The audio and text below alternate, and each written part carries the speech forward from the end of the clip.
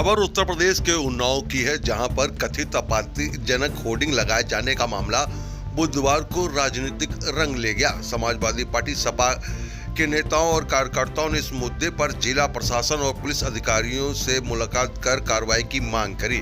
बता दें कि इस दौरान सपा की पूर्व प्रत्याशी डॉक्टर आंचल वर्मा एक सफेद साड़ी पहनकर पहुंची, जिस पर काले अक्षरों में महिलाओं के खिलाफ अपराध और भाजपा सरकार पर आरोप से संबंधित संदेश लिखे थे। डॉक्टर आंचल वर्मा ने बताया कि उनकी साड़ी महिलाओं पर हुए अत्याचारों का प्रतीक है। उन्होंने कहा कि उन्नाव, हाथरस और लखीमपुर खीरी जैसे घटनाओं में बेटियों के साथ हुई दर्दनाक वारदातों को दर्शाने के लिए उन्होंने यह विरोध स्वरूप साड़ी पहनी है।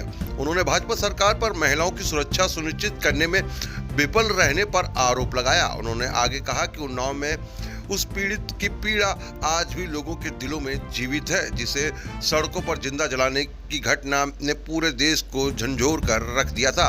हाथरस और लखीमपुर खीरी की घटनाओं का जिक्र करते हुए उन्होंने कहा कि महिलाओं और बेटियों के खिलाफ बढ़ते अपराध सरकार की नाकामी को उजागर करते हैं। डॉक्टर आंचल वर्मा ने यह भी कहा कि भाजपा द्वारा समाजवादी पार्टी के राष्ट्रीय अध्यक्ष अखिलेश यादव को महिला विरोधी बताने का प्रयास किया जा रहा है, जबकि राष्ट्रीय अपराध रिकॉर्ड ब्यूरो के आंकड़ों के मुताबिक महिलाओं के खिलाफ बढ़ते अपराध के भव्य तस्वीरें प्रस्तुत करते हैं। उन्होंने महंगाई, गैस सिलेंडर की कीमतों में वृद्धि और किसानों की समस्या जैसे मुद्दों को भी उठाया। वहीं समाजवादी पार्टी के जिला अध्यक्ष राजेश यादव और पूर्व सांसद अनूप टंडन ने आरोप लगाया कि जिले समेत कई जनपदों में लगाए गए होर्डिंग भाजपा प्रतियोजित हैं। उन्होंने कहा यह सब जनता को ध्यान, महंगाई, बेरोजगारी और अन्य मूल सुविधाओं से भटकाने के लिए किया जा रहा है। उन्होंने प्रदेश सरकार पर डीजल पेट्रोल की कीमतों में नियंत्रण करने और युवाओं को रोजगार प्रदान करने में विफल रहने का आरोप लगाया। सपा नेताओं ने बताया कि पार्टी कार्यकर्ताओं ने यह कई स्थानों पर लगे होर्डिंग हटा दिए हैं, लेकिन अब प्रशासन को भी इस पर काम करना पड़ेगा, जिसको लेकर ज्ञापन भी दिया गया। आइए आपको सुनाते हैं कि किस तरीके से जो पूर्व प्रत्याशी हैं उन्होंने क्या कहा। विधानसभा पूर्व प्रत्याशी उन्नाव की आंचल वर्मा, उन्होंने क्या कहा, और साथ ही साथ यहाँ पर जो अध्यक्ष हैं समाजवादी पार्टी के राजेश यादव, जिला अध्यक्ष हैं उन्नाव से, उन्होंने क्या कहा इस पत्र को देने के बाद। आइए वो हम आपको सुनाते हैं किस तरीके से ये विरोध दर्ज कराया गया। कि 10 साल से किसकी सरकार है, तो अचानक इनको अखिलेश महिला विरोधी कहां से नजर आ गए। सरकार 10 साल से अखिलेश जी की नहीं है, 10 साल से सरकार इनकी है, और महिला विरोधी वो हैं जो 10 साल पहले थे।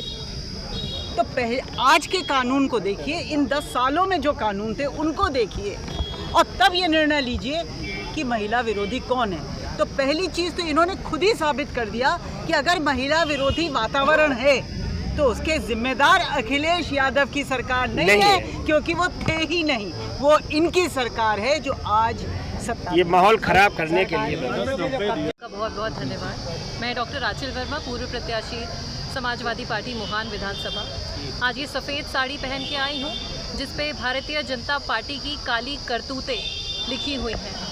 इस पे उन्नाव की उस बेटी की चीख लिखी है, उस बेटी का दर्द लिखा है जो उन्नाव की सड़कों पे, जिसके ऊपर मिट्टी का तेल डाल करके उसे ज़िंदा जलाने का काम किया गया। यहाँ इस साड़ी पे हाथरस की उन बेटियों का दर्द है जिन्हें सामूहिक बलात्कार जिनका करके उनको मौत के घाट उतार दिया गया, और बिना उनके माँ बाप के परमिशन के बिना उनका अंतिम संस्कार कर दिया गया। यहाँ इस साड़ी पे लखीमपुर खीरी की उन बेटियां जिनका 3 हफ्ते के अंदर 3 बेटियों का बलात्कार होता है, अपहरण होता है, उनके माँ बाप के सामने उनका बलात्कार होता है और उनकी हत्या कर दी जाती है, उन बेटियों का ये दर्द इस साड़ी पे लिखा हुआ है। इस आंचल में उस माँ के आंसू समटे हुए हैं जिन्होंने अपनी बेटियां खोई हैं।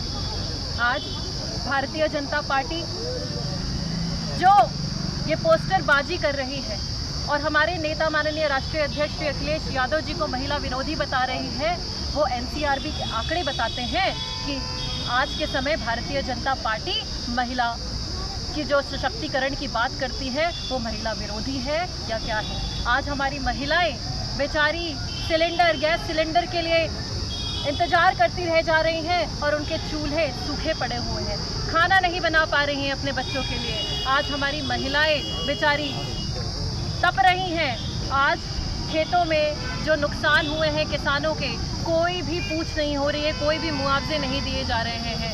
आज प्राथमिक विद्यालयों की बात की जाए, अभी कुछ दिन पहले मैं अपने ग्राम सभा रामपुर गई थी, वहाँ का ये हाल है कि प्राइमरी विद्यालयों का मर्जर के नाम पे जो भारतीय जनता पार्टी ने बच्चों के साथ खिलवाड़ किया है कि एक कमरे में कोई पोस्टर भी आप ला सकती हैं, देखिए साड़ी पर सफ़ेद साड़ी पहने हैं और उस पर ये काले पेन से लिखे हुए हैं। क्या एजेंडा है ये? तो आप ये जैसे महाभारत में द्रौपदी का अनंत आंचल था, ये आंचल, ये अनंत अपराध भारतीय जनता पार्टी का दिखा रहा है, जो काले कलम से मैं लिखी हूँ इसमें। और ये साड़ी भी कम पड़ गई, इतना अपराध है भारतीय जनता पार्टी की सरकार में जो महिलाओं के ऊपर किया गया है। आंचल जी, आपकी आंचल में भारतीय जनता पार्टी के गुनाह नहीं आता, तो ये आंचल में नहीं समझ पाएगा, आज यही कहना चाह रही हैं? बिल्कुल, भारतीय जनता पार्टी का जो महिला विरोधी सरकार है, इसके इतने कारनामे, इतनी काली करतूतें, इतने अपराध जो इस सरकार ने किए हैं, वो इस साड़ी में क्या कहीं भी नहीं उसको जगह मिल पाएगी। मतलब जो है मंगलवार को किस तरीके के ज्ञापन है, क्या कहना चाहेंगे? देखिए, जो होल्डिंग लगाई गई ये भारतीय जनता पार्टी द्वारा प्रायोजित है, क्योंकि जब भाजपा सरकार महिलाओं की सुरक्षा नहीं कर सकती तो समाजवादी पार्टी को बदनाम करती। जो भाजपा सरकार डीजल पेट्रोल की कीमतों को नहीं रोक सकती वो समाजवादी पार्टी को बदनाम करती। जो भाजपा सरकार महिलाओं को गैस नहीं दे सकती वो भारतीय जनता पार्टी की सरकार समाजवादी पार्टी को बदनाम करती। जो भाजपा सरकार युवाओं को रोजगार नहीं दे सकती वो विपक्ष को और समाजवादी पार्टी को बदनाम करती है। जो सरकार महंगाई पे काबू नहीं पा सकती, उत्तर प्रदेश सरकार, तो उसने ये सोचा कि जनता का ध्यान हम दूसरी तरफ डाइवर्ट। आजकल महंगाई, बेरोजगारी सब जगह त्राही त्राही माम है। जब 2013 थी, सन 2013, उस समय क्रूड ऑयल की कीमत $108 प्रति बैरल थी। आज की तारीख में क्रूड ऑयल की कीमत $93 का एक बैरल मिलता है। उस समय महंगा था मनमोहन सिंह की सरकार में, जब $108 था तब 63 रुपये में डीजल था और 68 रुपये में पेट्रोल था।